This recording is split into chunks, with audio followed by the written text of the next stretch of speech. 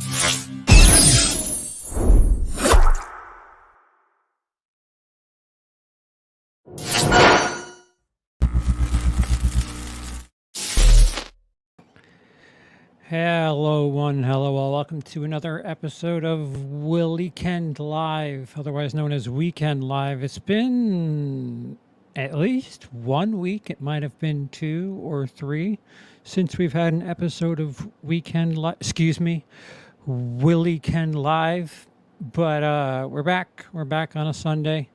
A tad late for those of you on the East Coast, just in time for those of you on the West Coast. The chat is popping. Let me say hello to all of you who have been waiting or have been sitting through a bunch of scantily clad women dancing. What's up, Daniel? What's up, Dale? What's up, Sky? What's up, Aaron? Jake. Alonzo, how are you? I think I got Trevor. Aaron, don't ask about the Mets. That's terrible. That's a terrible thing to do.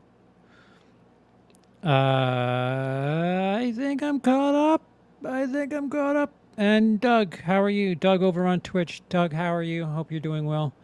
Aaron, the Mets decided that September just didn't count and they stopped playing. I think that was one of the things that must have been in their contract or something. No, it's not new glasses. I will try my best to angle my head. See, if I look straight at the screen, you'll get the reflection of the screen directly in my glasses. But if I can angle myself, you can have a look-see at my eyes. And that's the best we're gonna do. I will try. Doesn't mean I'll be perfect, but I will certainly try. So I saw a couple of movies that I guess somewhat relevant to recent film news. What do I got here? There's a couple that I've seen in the last week or two. I'm a little late to the party on the Malignant train, but I figured I'll give enough people time to figure out whether or not they want to watch it, because I have finally seen it. I'd like to talk about it.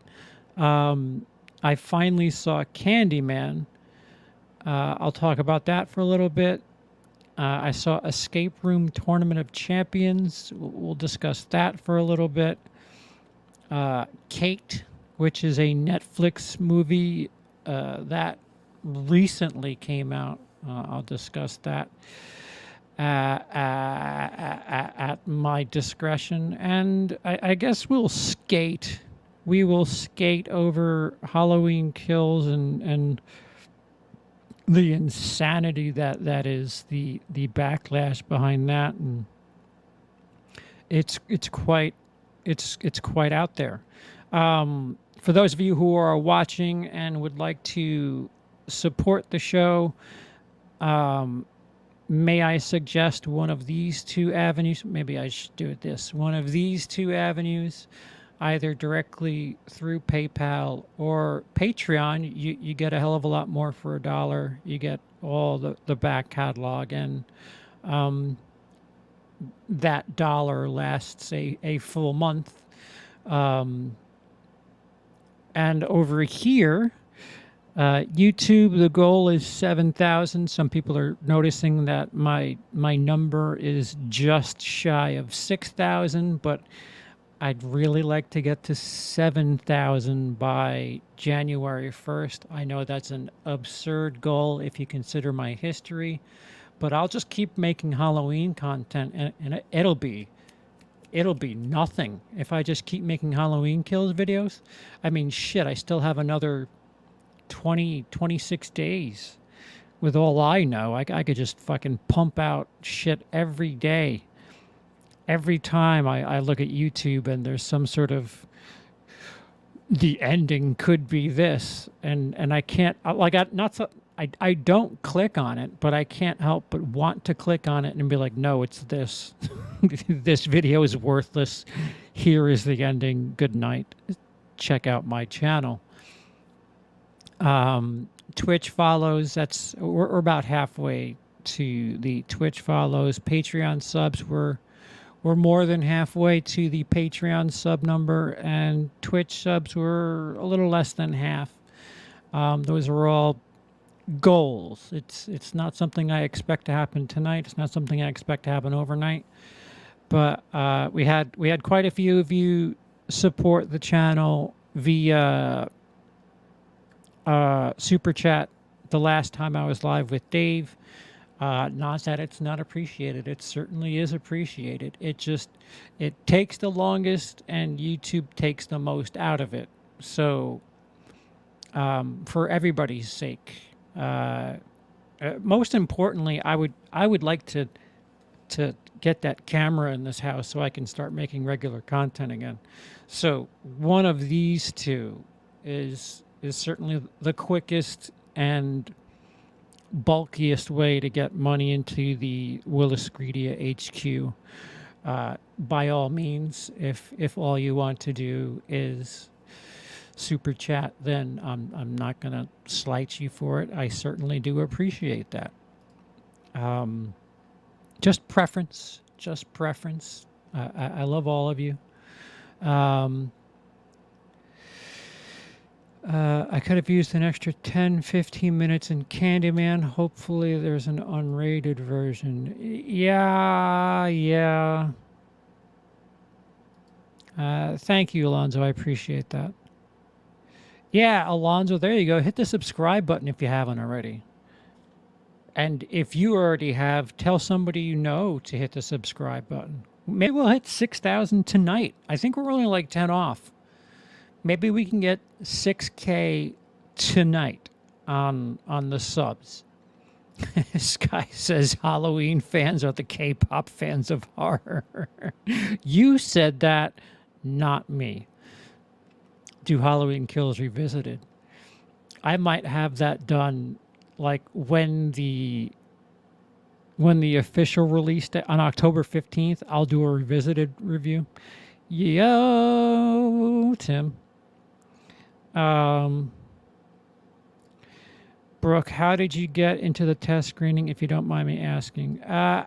I'm in New York, which I'm on a bunch of lists. There are some things that I just do not get into, some things I do get into, like Disney stuff. You'll never see me attending any Disney stuff early. It seems as if Warner Brothers stuff is the material I get into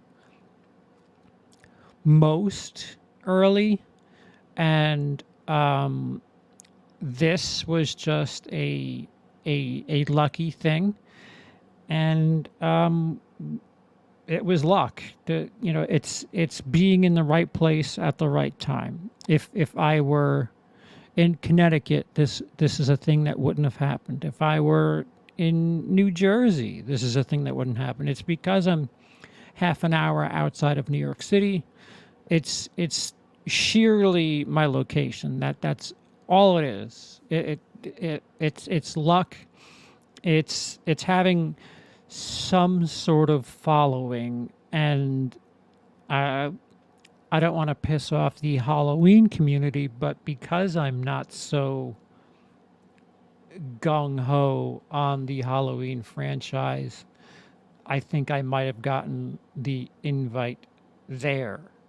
I think their mentality is, and this is just my thought process. I'm not saying that it's right or wrong, but if I were somebody in charge of marketing and whatever, as far as getting some feedback on a brand new Halloween movie that won't be out for a year or so, I'm not going to invite people that I know, A, they're going to go no matter what. B, their opinion might be slanted. And C, they may say things just to accommodate Halloween fans, where these test screenings, the audiences at these test screenings are so wide and vast, and there's so many different age ranges. And like, I remember leaning over to Emily saying, at least 60% of these people would never go see this movie, even if it was the next greatest horror movie ever. 60% of this audience would not go to the theater to watch this. I mean, you had seniors, you had people like families, like they were. Test screenings isn't about making a good horror movie. Test screenings is about getting the biggest audience as possible. And I don't think the horror community, certainly not the slasher community, is something you want test screenings for.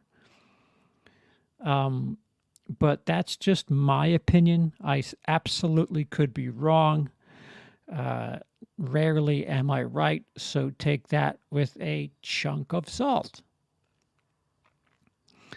Candyman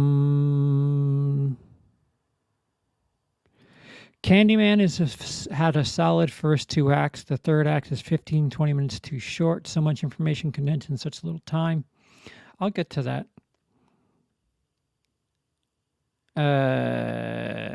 CP, do you like any Italian giallo horror films? I haven't seen enough to actually speak about the subgenre itself. So there's that. Yeah, there you go. There you go, Dale. Like, comment, share, subscribe. Sign into your alternate account. Like, comment, share, subscribe. Jake says, I liked Kate even though it was the most predictable and generic action script. Yeah, we'll get to that. Candyman took its time until the end, then rushed the ending, plus it completely wasted Tony Todd. I agree wholeheartedly. Aaron, $4.99, thank you, super chat. How close are we to the new camera? We're if time is not a factor, like if I can wait because of the super chats from last time, the problem is they don't come in for at least 45 days. We're just under $100, but if I'm trying to get this done before 31 and 31, we're still just over $100. The numbers are different because if the super chats are to be counted, then we're under 100. But if I'm trying to get this done so that I could film a bunch of Halloween, not Halloween the film, Halloween content, then I'm still over 100 a little bit. But thank you again. Thank you for ignoring me. Much appreciated, Aaron. Thank you. What is up, Rectorious AR-15? Where is Emily? Emily is sleeping. I should be speaking lower.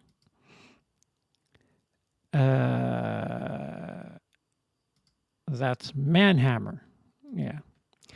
CP, what are some of your favorite kills from the entire Friday the 13th franchise? I'm going to do a video about that. My all-time favorite is the reverse in part 6 where he like reverse lawn chairs the sheriff. But don't steal my content. When the camera comes, there's 2 who would like that. There's 3 1999 videos. There's a special one-off video. There's a 31 on 31. I'm hoping to circle back around and get the 31 and 31 that I missed. We're coming up on nearly a year that I've been without the use of the camera. If you watch the Halloween ranking video, you'll see just how bad the camera situation is. Some of you may not notice, but I am out of focus. That is what you get when you take a cable and hook up the camera to the computer with no ability to focus, no ability to, like, I'm just eyeballing it. And in case you haven't noticed, I'm blind. So that's bad. That's a bad combination.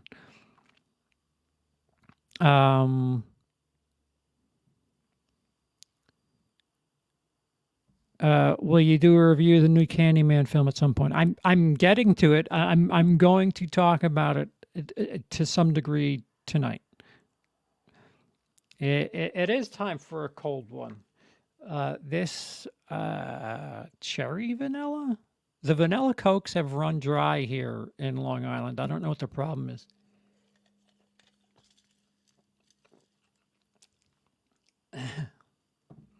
Cheers. Yes, we need that we need that new camera so the Who Would Like That series can continue. Yeah, Baise Moi is pretty much ready. I just need to get in front of a camera and discuss it, because that was a movie. All right, you guys are cheating. You guys are cheating and talking about things that I will get to. Aloha, Dice. It's so strange. I haven't done live streams a lot. I had a dream. I had 2 dreams about you, Dice. It's really kind of funny. I had a dream like a while ago, like a week or 2 ago, that you lived here with us. And then I had a dream like a week later that you were angry that I had the dream. And then you haven't spoken to us since then. So I was like, shit, did I really dream that, or am I going crazy? So there. Whatever the hell my therapist says that projects. I rather like it myself as well. I don't hate it. I just have a preference. Vanilla Coke needs to make CP their spokesperson. Send him checks and a lifetime supply of the drink. I don't need checks. Just send the drink. And this goes back to the thing I was saying about Halloween. They know they have me, so why on earth would they spend money? Should they remake Season of the Witch someday? if the effects are like legit, as long as it's not CG effects, yeah, do it. Get some crazy fucking gnarly, I don't know, melting masks and yeah. If you do the effects right, yeah, absolutely. What is up, Corny? Excuse me. What is up, Corey Carnegie? How are you? I thought I told you, but then it turned out that I told you in the dream, and then you were pissed in the dream. So maybe life imitates. Well, it's not art. Life imitates dream. Yeah, I don't know. Fuck, whatever. Corey, there's something going on in the trucking industry, so that. Oh, really? Something going on in the trucking industry, so that is probably why you haven't seen Vanilla Coke. Well, fix it out, truckers. God damn it. Or at least just stop here before you get into your little fights. I promise that as of currently, asterisk, I'm not angry at you. And I can nearly promise I won't be moving to New York. All right, see? Dreams, just dreams. Yeah, I should play a little coy. I should be like, well, Pepsi did offer me vanilla Pepsi, regardless of how I feel about it. All right, Dale, have a good night. All right, so here we go. Let's get to the gritty nitty. So the first film I saw, which might be, I'll try my best to skate around spoilers. But if I do one of these, that means I might get to something spoilerish, and then I'll do it again to let you know that I'm done. But the first film, which I saw about a week and a half ago, is Malignant, the new film from James Wan. To be honest, I would say that Malignant is benign. Get it? Because, well, never mind. Yeah, it's interesting. It's a movie that I think needs to exist in the horror community. I think we need camp, and there's absolutely camp in Malignant. If it's not on purpose, then that was the most happy accident I've ever seen in film history. But I'm 90% sure that James Wan purposefully has that film a wee bit campy, or a lot more than a wee bit campy. But there is you might as well grab some marshmallows for that campfire, because holy shit. How do I go about this without ruining anything?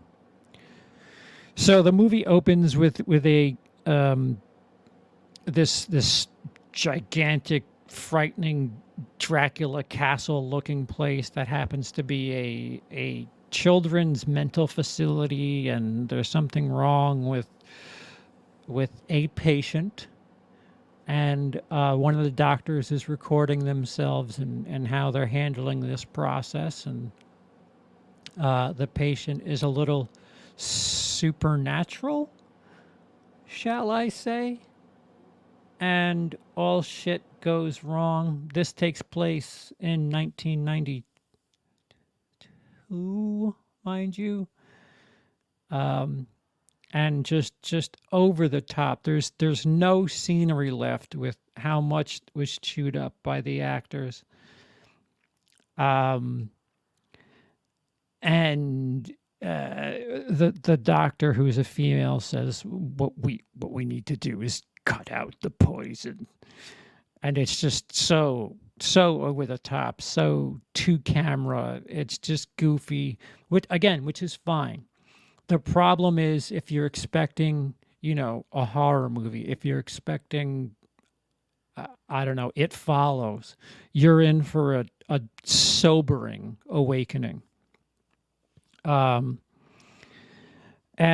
then we flash forward a little bit to a young woman who's I don't know, a nurse, a dental aide, something. She's got scrubs on as she returns home to her boyfriend, who is watching TV and is like prototypical jerk off. Babe, I thought I said to go back to work, or whatever. I'm paraphrasing. They get into a little tiff, and then through their tiff, there's a little assault from him to her, excuse me. And she's bruised and bloody, and she's not doing too well. And that kickstarts a bunch of different events where some visions are had, and some ghost-like creature is tormenting the upper Washington area, and it gets a tad bit more progressively sillier. Great camera work, great effects. Technically speaking, Malignant is just really done well. It's gorgeous. It's I don't want to say perfect, but there's so many large scale sets. There's been a meme going around about the house that the woman lives in that looks like every single James Wan house in every one of his movies he's done. Check, looks just like it. But it gets cheeky, it gets campy, and if you know anything about film, and if you were at all paying attention in the beginning, you should have an idea of where the movie's going. I just think it's weird that people are like, oh my God, I can't believe the ending. And it's like, really? Really? To me, there's a song that is used in the beginning, and it ends up being a running gag of a song. And I couldn't help but think about where I've heard that song before, and what is that song most commonly associated with? And then I was like, oh yeah, it's definitely, first I minimally thought that maybe this thing would be the thing, but then coupled with the fact that this song was playing, and I was like, oh yeah, no, I have it. I have it. If that's not the ending, I'll really be surprised, and I'm in for a treat. But doesn't take away from the fun. It really doesn't take away from the fun.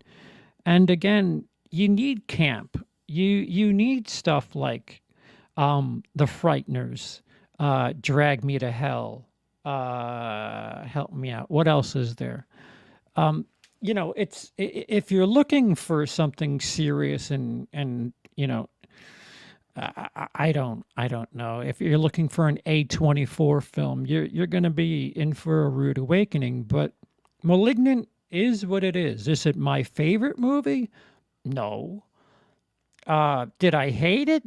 No. Did I think it was silly at times? Sure. But how many horrors aren't silly at some way or another, even if they don't mean to be? Malignant, you kind of get the idea that James Wan is like, hey, get it? We're doing a thing here.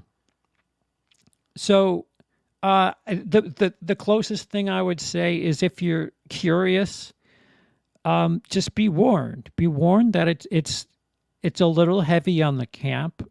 The camp is probably neck and neck with any other feature that you would put into that movie.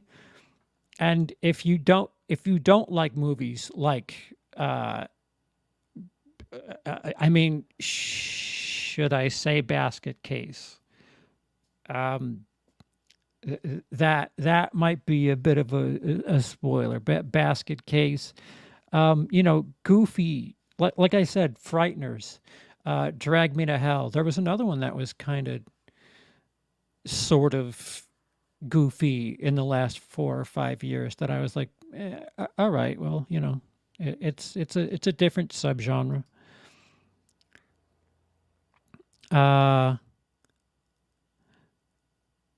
What I do.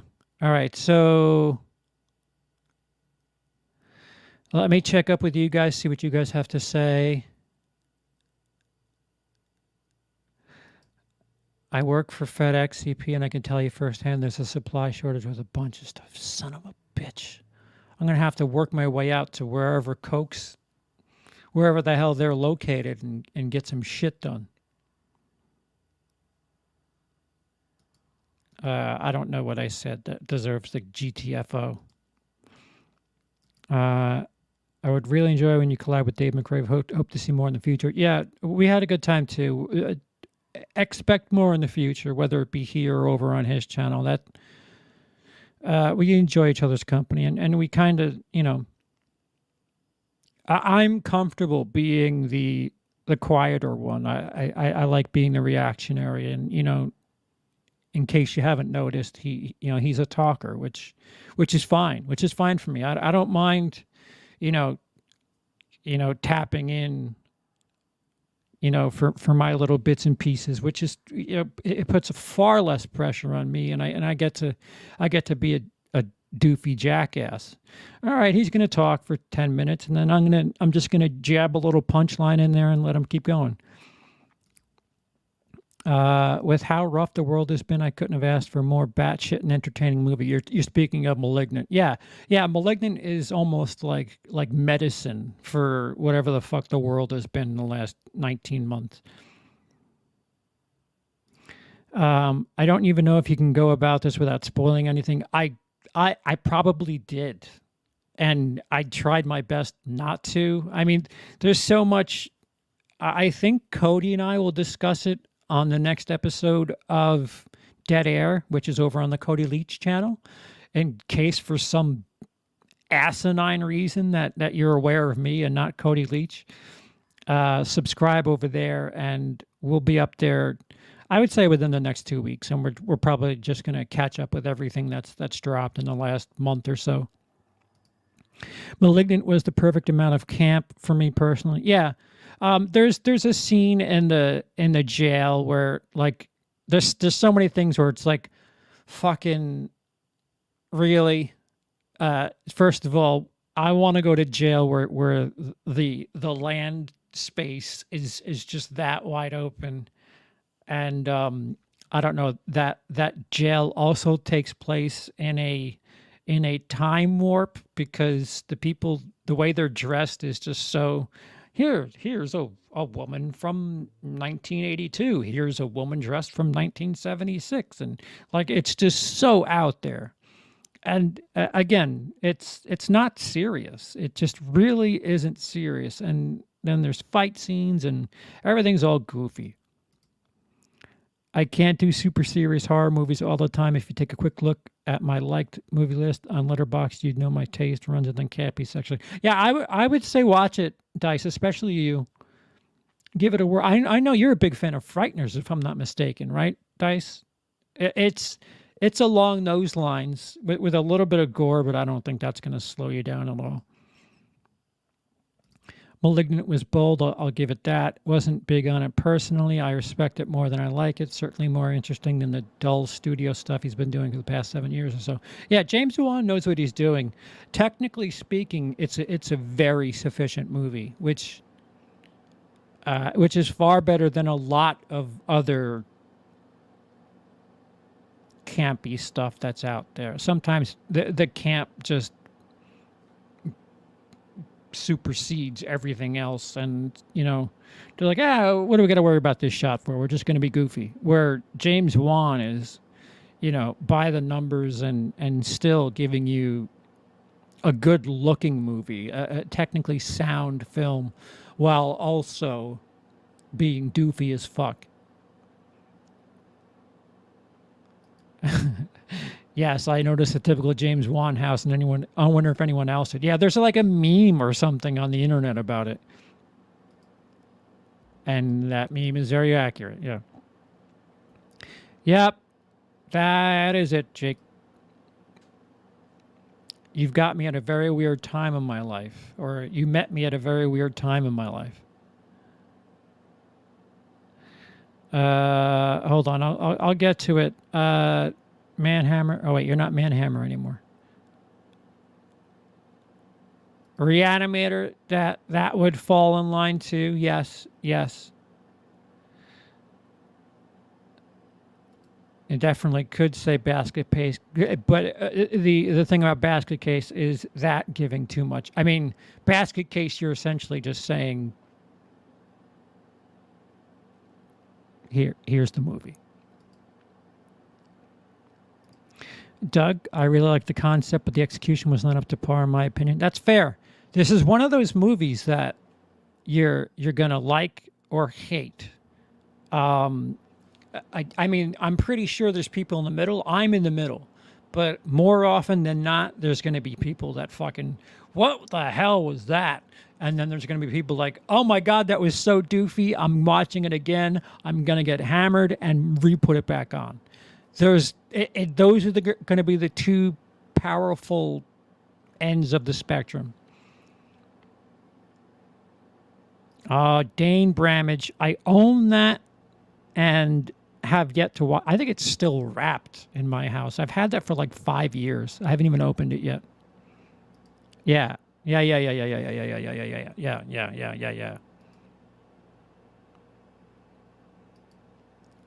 He does, but I think he actually has effective jump scares. You know, my sister's a nasty bitch. Just one event. All right, vent away. That's cool. Cool beans. Just don't do anything harmful.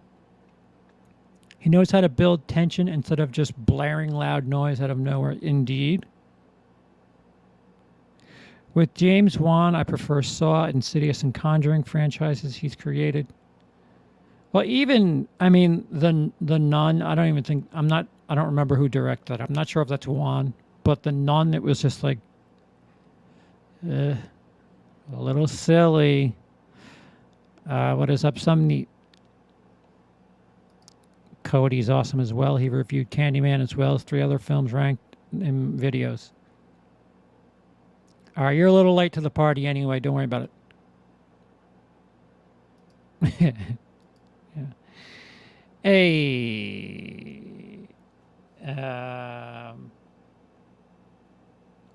Somebody's not happy until they learn their lesson.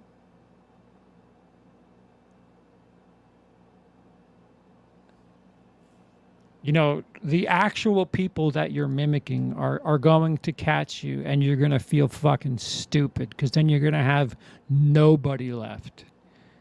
You know, you don't realize how many times you've gotten lucky, but you just keep testing the waters, and you're going to get hit hard, like real hard, and then you're going to feel fucking dumb, and your stupid excuses are going to be, they're all gone. You're going to have nobody left. You had your chance, and now that's not enough for you. So go ahead, keep posing as Lee. You're lucky I don't talk to him, because anybody who knows who Lee is knows he doesn't talk like that. Eventually he'll get word, and eventually he'll get sick of your shit. So just keep it up. I don't give a shit. Hey. Yeah, that's me. Yeah, Trump 2024.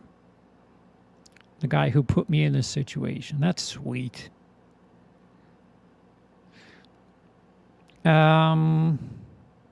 He didn't direct The Nun, but yeah, that movie's kind of goofy. I agree.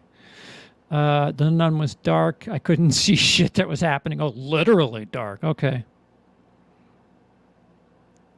Malignant was cool, and The Nun had the best scare in The Conjuring 2. Yeah, that's accurate. That's fair. But that was The Conjuring 2.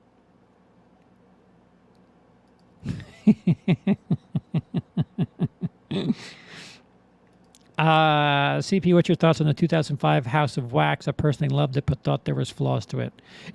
I haven't seen it since 2005. I remember thinking Paris Hilton can act, and I don't think much has changed since then. But I digest.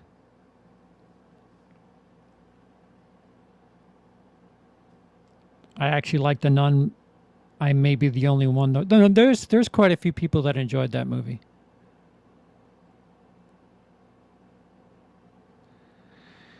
Uh-huh. Uh-huh.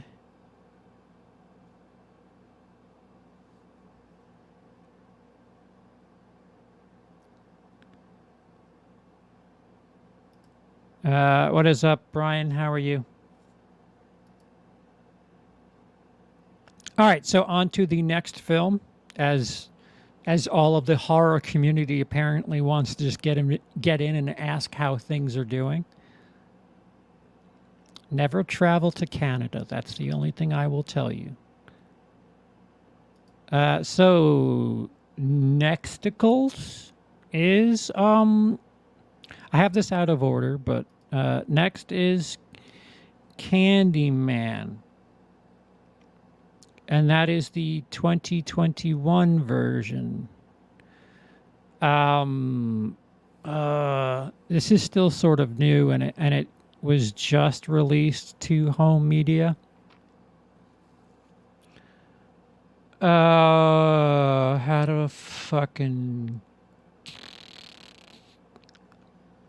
do I do this? So it was good. It was good.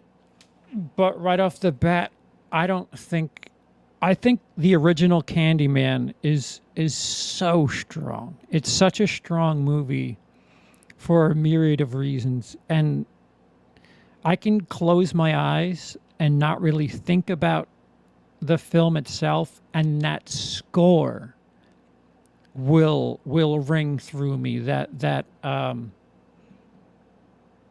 Oh, why is your name slipping my mind? Oh, he's Philip Glass. The Philip Glass score is just fucking awesome and haunting. There's nothing close to it in the 2021 version. So right off the bat, you have like this. Here's the 1992 version of Candyman as far as soundtrack and score is concerned, and then 2021 just it's not there. As far as like scares and tone and atmosphere and all of that too goes to the original. Is it fair to compare a movie to the original? Probably not, but I'm going to. I felt like, and people have said it earlier in the chat, I felt like the 2021 version certainly was biding their time in setting a movie up, but again, I didn't get a feel for the atmosphere, the mood, the way the original did. The original, you got to hear more about it. It wasn't so much just like exposition. You heard about it, and it was stuff that was, going on because these two dudes are talking about it. It felt more of a thing. And again, you want to tell me that music doesn't make much of a difference in a movie? Go watch Candyman, the original, and watch it without music, and tell me that music doesn't help the way that like eeriness plays out, because it absolutely does. I'm wondering if you took the Philip Glass score and put it in 2021, maybe I feel differently. And a lot of people has said it in the chat, and I agree wholeheartedly that it kind of needed to breathe a little bit. It needed to go. It needed a little bit longer, and it kind of finishes. It ends. Tony Todd is tremendous. There's the scene in the parking lot in the original where I don't know if there was effects done to Tony Todd's voice, but when he calls for Tina, it just sounds like full of bass and reverb, and it's so. I'm telling you, audio. The original Candyman. It feels like audio is like 90% of the fears, and the hair on my back crawls just thinking about it. Whereas 2021 was more of a modern day telling, but it wasn't so focused on freaking you the fuck out. Not nearly as much as the original was. And to me, that was a bit of a letdown. I won't get into the ending or anything, but it could have been longer. It could have built up the third act, the climax. It could have built all of that up a bit stronger. Is it fair to compare just 1 and 1? Probably not. But if you're giving me a choice between 92 and 21, I'm not even thinking about it. I'm going to watch 92 over and over and over again, 10 times out of 10, for what that's worth. So I try to remember what I gave it. It is currently ranked on my best of 2021 list. I gave it 2. I gave it a 2 out of 5. Or I'll catch you up with what, just for a quick second. What was I speaking of earlier? Why is my brain broken?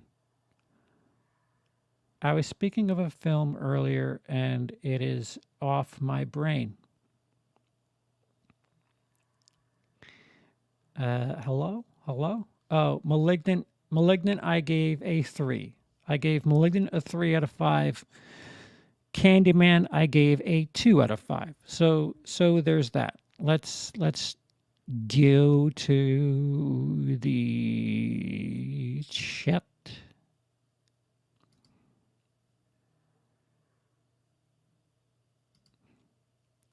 Corey Carnegie says, actually preferred Malignant to Candyman. The third act completely lost me in the cinema. I essentially said the same thing. Thank you. I agree. Very disappointed this does not summon Tony Todd. Preach. Can't wait for Halloween Kills. You have plenty of reason to not wait. They have no social life, can't get laid, and don't touch grass. Pretty simple. What? All right. I'll just skip it.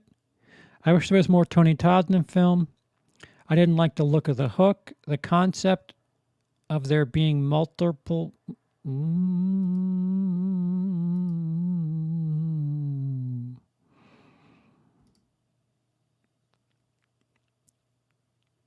What the fuck are you two talking about? I'm usually the type of person who never complains about this stuff, but I thought Candyman 2021 was a bit heavy-handed with its messaging at times. Didn't personally offend me, though. It certainly didn't offend me, but it fit the time. It's a black neighborhood. There's no real way around it. It's a black neighborhood where there's, they're avoiding gentrification. So it fits. It fits in the story. That's fine. I mean, it's no different. It's just a modernized version of, if they made the original Candyman today, it would be very similar. I mean, the original Candyman was mostly African Americans in that movie, and some white college bitch. I set it into my iPad, not a mirror, or else I'd be dead right now. Okay, I see. You guys are just Candyman dumping.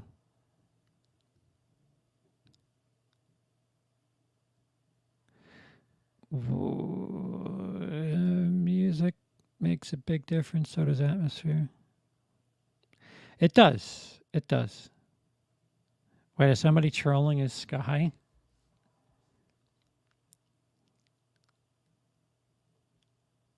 Well, be flattered. Until you figure out how to troll, the blue wrench, then God bless. F for effort.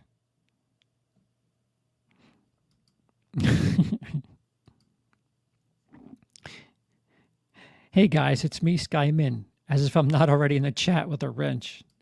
Zach says, stop trolling, Sky. Really try. Sky, of all people.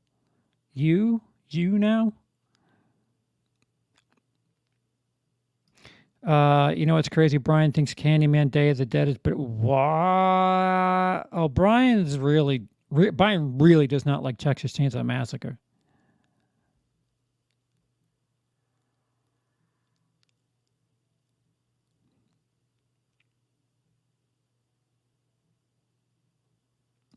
The stereotypical black gay male character of Troy Cartwright was unnecessary as a gay black man myself. I'm just saying.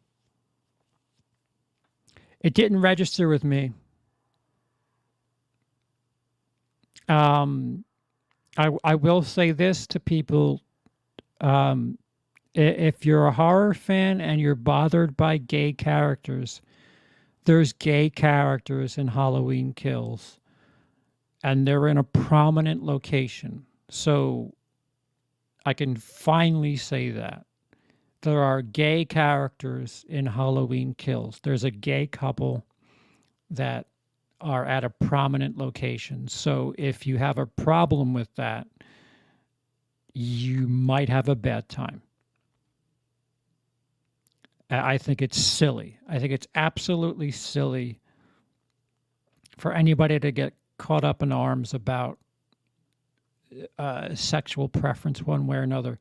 I just care about the story. I don't care if a dude is attracted to cats. Perhaps that character is a little loopy and maybe needs some justice. But if you'd give me a story where that dude, something. Michael Myers murdered animals and he's a piece of shit. So, just because something's in a movie, I always say this about cuties. People got so up in arms about cuties, but cuties, it wasn't about children dancing and the look of the children dancing. It was about how we react to that. And that message just went over everybody's head. And again, we still have beauty pageants for young children in this country. So who the fuck are we? I can certainly think of worse things to look like. What I wish about Candyman is to stop trying to make a trilogy and focus on making one good movie at a time. Example, The Invisible Man. Brilliant point, Doug. I appreciate that.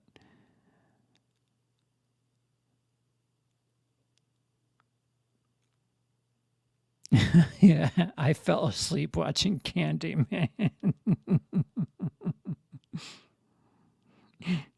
Wait, what difference would it make whether or not it's the old one or the new one? The old one's not sleepable.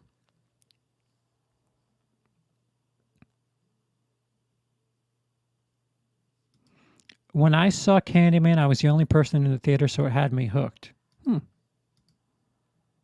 I've been looking forward to Candyman for this year. Sounds a bit disappointing now, but I'll hopefully still enjoy it when I get a chance to see it. No, it's not bad. It really isn't bad. It's just not the original, which, I mean, the original's really good. And you just kind of feel like, oh, okay, that's it.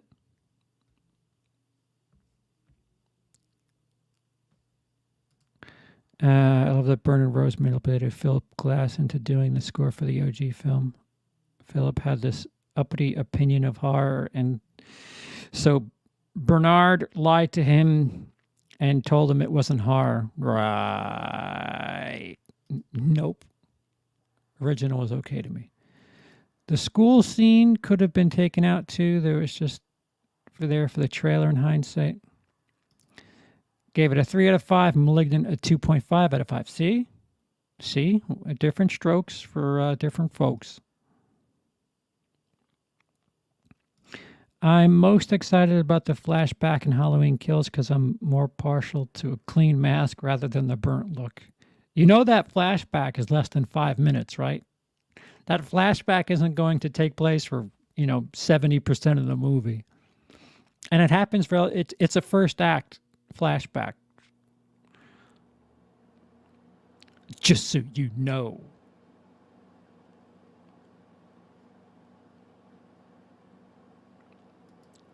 Do you think that you're going to try to franchise Malignant?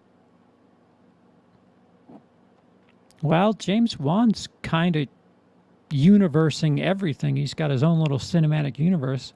I'm pretty sure they can make it so that Malignant ties into that Conjuring universe somehow.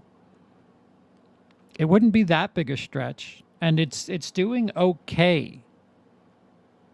I don't know if Warner thought releasing it to theaters and putting that much behind it,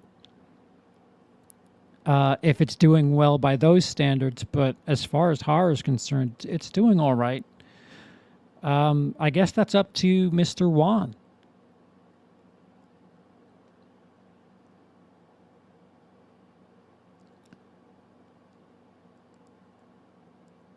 I draw the line at cat love. Fair enough.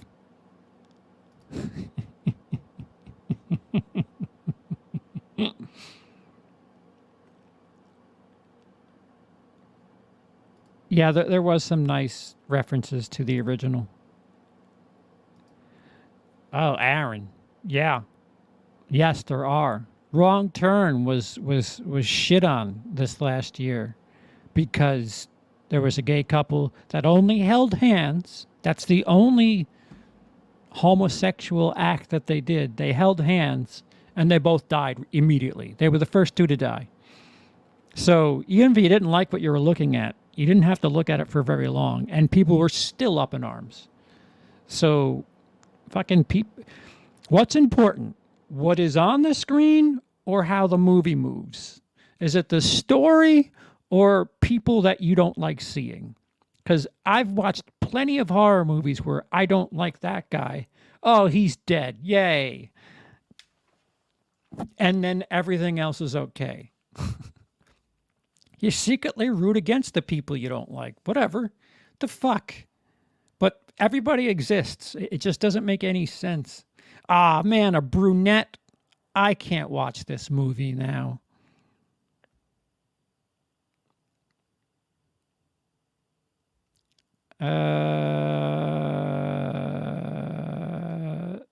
Yes, Brooke, I agree. There's too much. There's too much on both sides.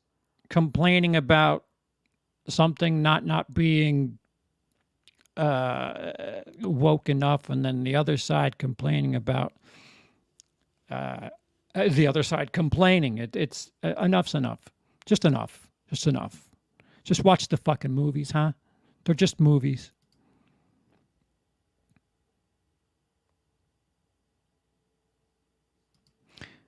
Right, Brooke. That's the other thing too. The non-cucked seem to get really, really up in arms over some stuff that are just like, aren't you supposed to be the big bad guys? What the fuck? I remember the controversy about the gay couple in the beginning of It Chapter. Oh, that's right. Right. Talking about, what was it, Ellen DeGeneres and her hair, whatever. I remember. I don't even remember.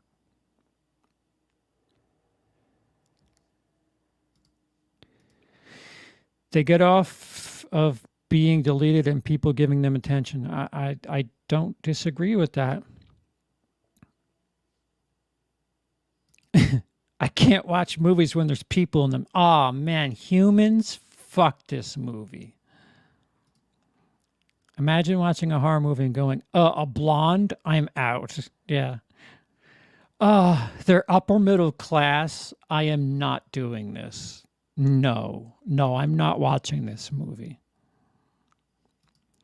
Black Christmas 2019 was a better example of shoving an agenda down our throats compared to wrong. Absolutely. 15-fold.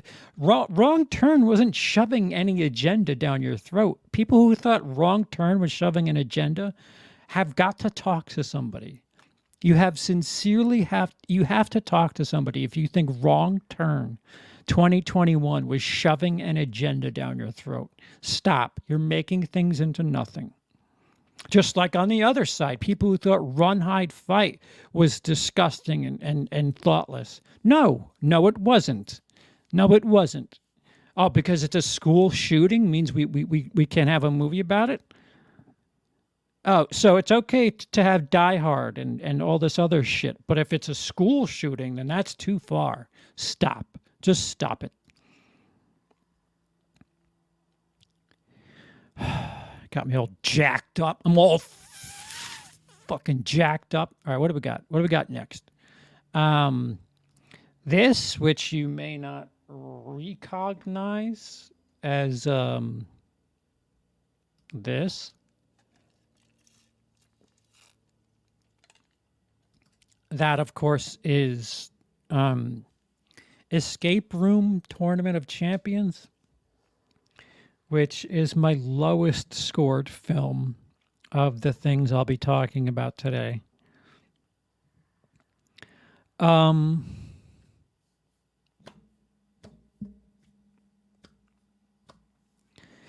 Yeah, if you like the first Escape Room, I guess there's reason to check it out. It is available on VOD now, so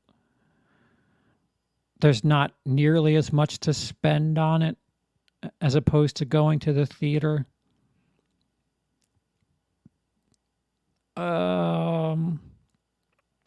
There's neat sets. That's the best I can say about Escape Room. There's a lot of contrivance in this movie. It's essentially Hunger Games 2, where there's a bunch of previous winners from other escape rooms, and they added this element, which I didn't find out until after seeing the movie. There's 2 totally different versions of this movie. The ending is they clued it. They did a clue. The end is totally different for the extended cut and the regular cut, or the theatrical cut and the director's cut. It is painfully mediocre. Again, set design really neat. Other than that, when you start thinking about like what, it makes you wonder if the entire world is part of the game, because they decide to go from one place, which is a means of travel, to a completely different place. If you know anything about Long Island, the 5 boroughs, Queens, Manhattan, it's a lot of setting up, and to have a trap ready in the one thing that you would expect those people to go to, and how would you lead those people to the same spot where the other people are, and presto, now you have your game starting. And I don't know. I think I saw the director's cut, which has a really fucked ending where somebody's still bad. I don't know. Emily kept comparing it to Saw 2. It's a lot like a bunch of sequels in that type of genre. I'd rather watch Saw 2. I'd rather watch Final Destination 2. Cube. There's a bunch of other movies that this escape room is like. Escape Room 1 felt like unique and like they were trying for things. The set design is fun and unique in Escape Room Tournament of Champions, but that's it. Like there's no real like reason to there's nothing linear about it. It's just like I want to build a beach on a sound stage, so let it be there, and presto, you have a beach. Half the times, like it was easier to follow the like what they needed to do and what the tricks and what the algorithm and like what the game, what needed to be done to let themselves out of the puzzle.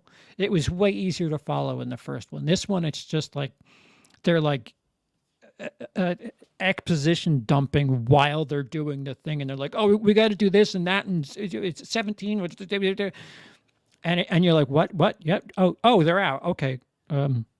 Sure. Okay. I'm so invested. I am so invested. Thank God they were explaining while they were running and doing the thing. Yeah. I wouldn't suggest it. What I give is escape room.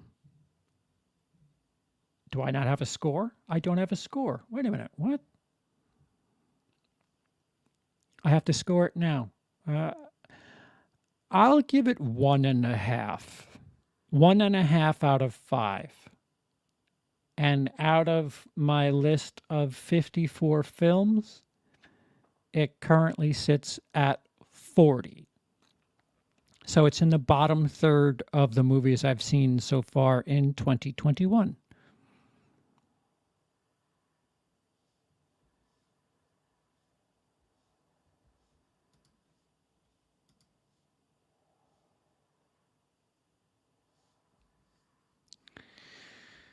Back to you. Let's see what we got.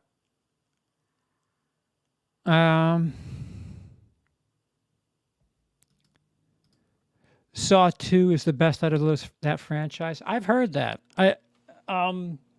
Saw 2 is close for me. I remember seeing Saw 1 in the theater, and that experience, I'm so nostalgic for that experience. Watching Saw 1, and you know, when he steps up and pulls the whatever, the fucking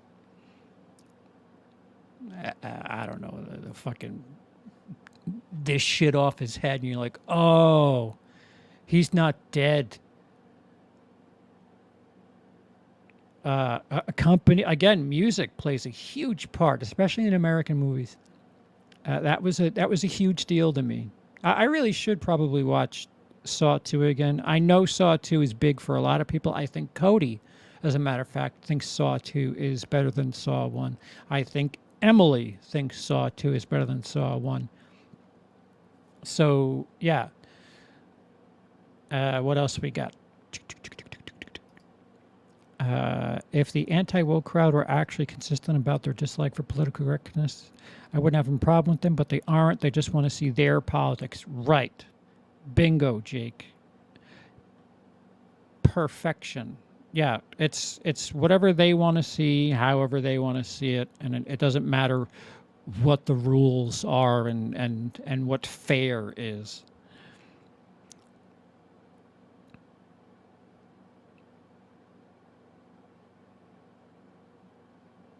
What's going on? What's going on with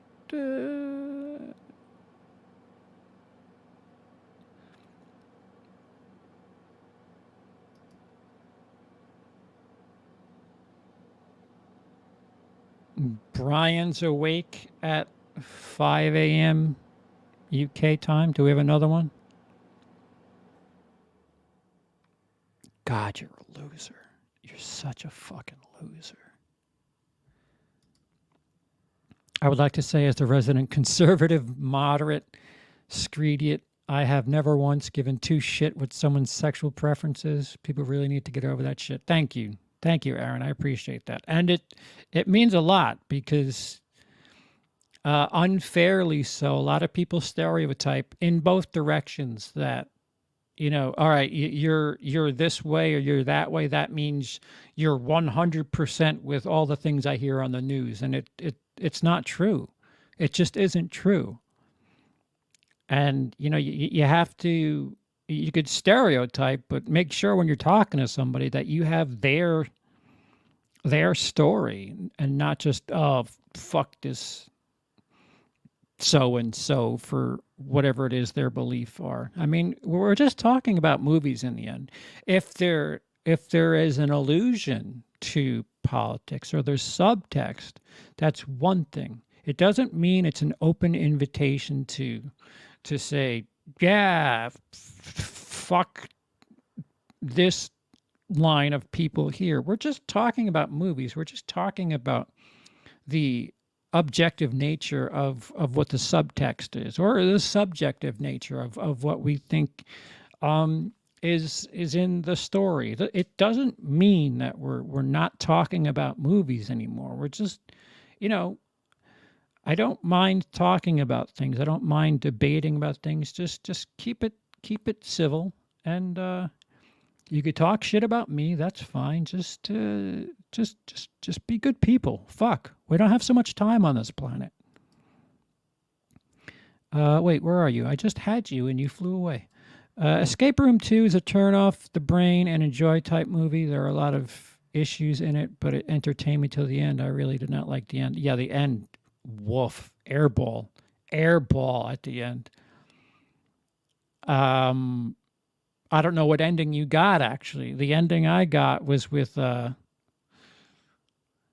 don't even remember her name in that movie. The girl who is actually 40 years old and the adopted girl that was actually really old in the movie.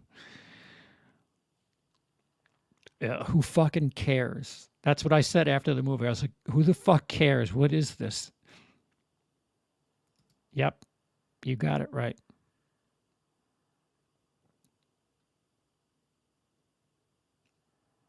Yep, they have. They're one of two, possibly three people.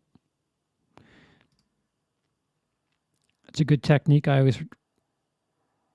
always enjoy the retriever hyped up on sugar going in zigzags method. What the fuck? Escape Room is PG-13. Is it? Yeah, it's cube without the edge. You got that right. There's nothing to. Actually, you know what? I might have seen the director's cut because I remember hearing an F-bomb or 6. Some need get on that. Sincerely get on that. You need to see. For fuck's sake, Dice, get on that for motherfucking ratchet.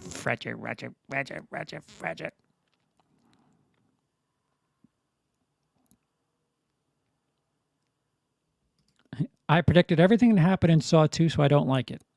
All right.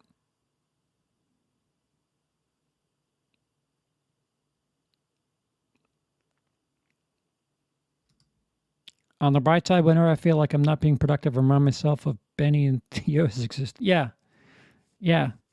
You could be doing something as exhausting as going and finding somebody's actual picture and making a complete account and not realizing there's nothing you can do about if somebody clicks on your account and realizes that you just created it and you don't actually have the dozens of thousands of subscribers that they have, and anybody who's intelligent just clicks on your little name there and presto, you're not that person. Even worse, for as much as you keep trying to cuddle up to those people, if somebody finds your shenanigans and reports back, they're gonna know who it is. You idiot. You fucking Momo.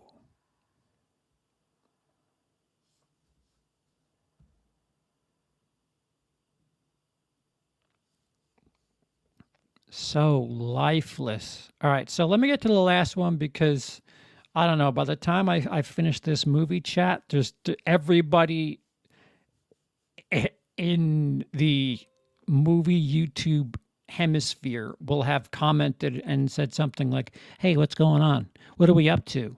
We need to collab again soon." People are forgetting that there's actually people in this chat that they're posing as and whatever. Two Fat Greeks. Remember, eat at Two Fat Greeks and shop at Walmart in Ohio. Just remember that. Last one, but not least one. Oh, what is this? Hey, wait a minute. There it is. This is recently released to Netflix. This is called Kate, which stars Mary Elizabeth Winstead, a film that takes place in Japan. And yes, it's very much like milkshake, gunpowder milkshake, John Wick, other films of the ilk, but throw in a little bit of that crank twist into it. For those of you who don't know what Crank is, Crank's a movie with Jason Statham where he had a day to live, a short period of time to live, where his heart had he took some sort of crazy poison and he had to keep jacking himself off. That raised his heart rate, so that does count. It's very, if Gunpowder Milkshake and Crank had a kid, it would be Kate. It's funny how laid back Mary Elizabeth Winstead's character is. She doesn't, she's not really charismatic per se, but I don't know, maybe I just find her attractive. I was drawn to what she was doing. She doesn't really do anything that pops or nothing that really extensively draws your attention to what she's doing. Much like Keanu Reeves in stuff like John Wick. He's not doing things that like command your attention.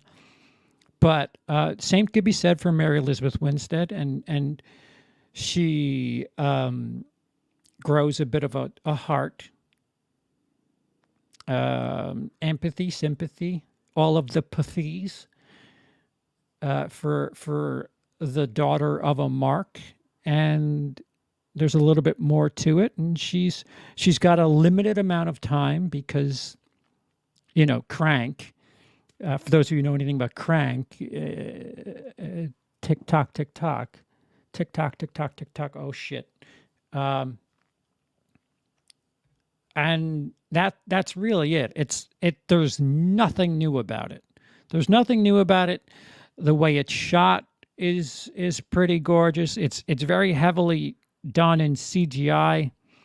A lot of like high speeds shots and scenes and like car racing and things moving around and getting fucked up. They're like, anytime they're in a car and they're driving around and whatever, that it's like ultra CG, which feels cartoony, which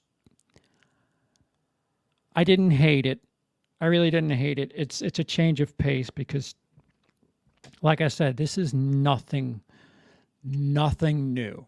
There's nothing new to what you're about to watch if you're going to check out Kate. But it was a decent enough time. And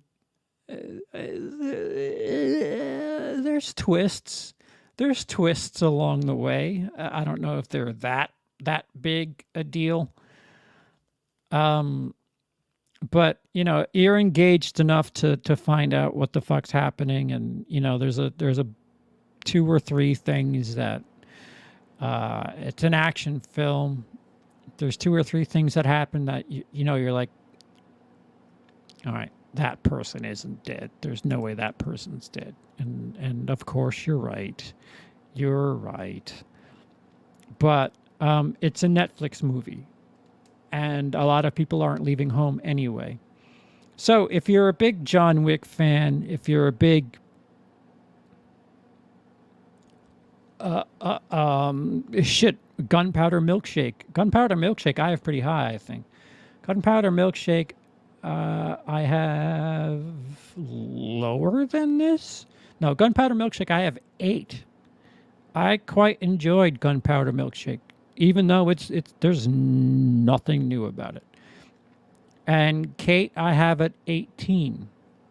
Kate was 18 on my list of 2021, and I gave it 3 stars. A heavy 3. You could probably push and get me to say that it's a 3.5. Good time. Mary Elizabeth Winstead. I bought her as an action chick. I was told that the LGBTQ community has kind of adopted her as their poster child, which I don't give a shit. I'm smitten. I don't give a shit. We could all share. I don't give a fuck. But yeah, pretty good time. Woody Harrelson playing a role that I don't think I've ever seen him play, but I certainly could be wrong. All right, so let me get to the comments real quick, and then we'll get to the real nitty-gritty, which is holy fuck. Oh, I don't want to. Jake says, I thought she gave a very measured performance. Reminded me of Sigourney Weaver in Aliens. She gave a better performance than other stuff like Smash and Fargo Season 3. Fargo Season 3. Good point, Jake. Yes.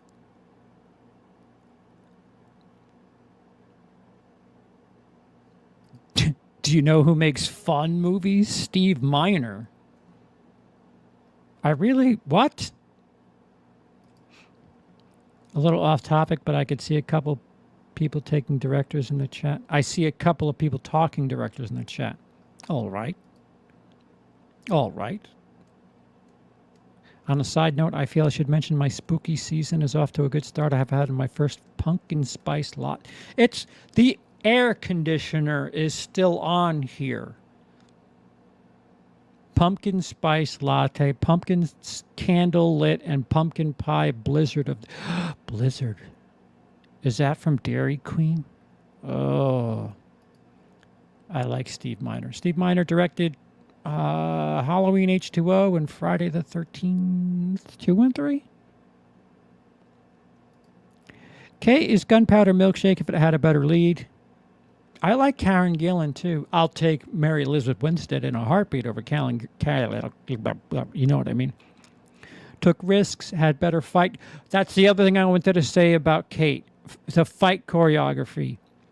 Better fight choreography than even Bourne, because they'll let you see. It looks like I don't know if it's CGI or they fucked around with the faces in post or what, but there's a lot of fight scenes where you could see, and it looks like it's Mary Elizabeth Winstead in a fight. Whereas, fucking Bourne, the camera's doing all this crazy shit, and you're like, I don't know what the fuck I'm looking at, shit. I like 80s Steve Miner, 90s, not so much. Woody Harrelson's phenomenal and everything. Yeah, he is. I just didn't expect him to be who he was in this movie, that's all. My air conditioner's still on, too. I don't give a fuck. He did make H2O. He also made Soul Man, which is the 4th most racist movie in history. Please tell me, have you seen Universal Soldier Day of Reckoning? I have not. And yes, the Pumpkin Pie Blizzard is a DQ product. They've got several autumn blizzards out this year, too. Oh, several. He did do Lake Placid, that's right, in the late 90s. She did all of her stunts that didn't involve the car. Even more kudos. If you watch the fight scenes in Kate, you're like, whoa, I could actually make her out. That's nuts. Mary Elizabeth Winstead is with Ewan McGregor. They have a child together. I don't want to hear about that. That ruins my dreams. I like to stab to the nose. That shit was gnarly. Indeed it was.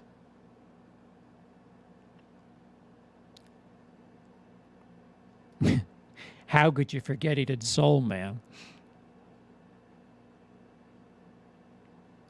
Yeah, we just had 86 here today, Aaron. It was fucking gross.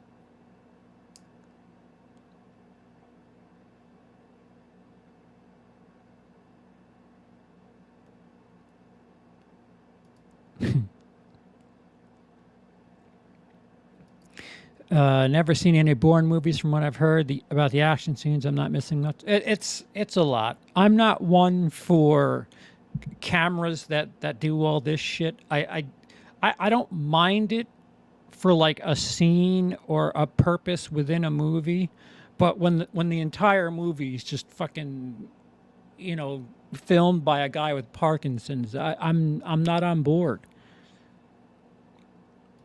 Yeah, I guess that's realistic to portray realism in film. It used to be you'd show it in black and white.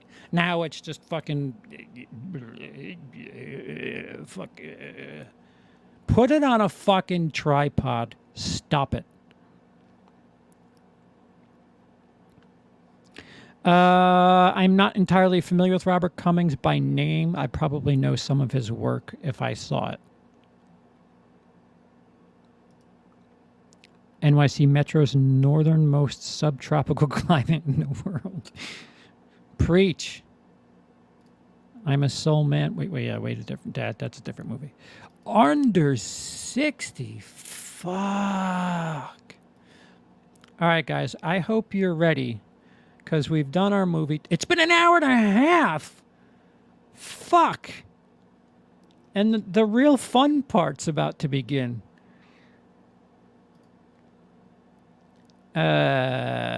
Oh boy. Where are you?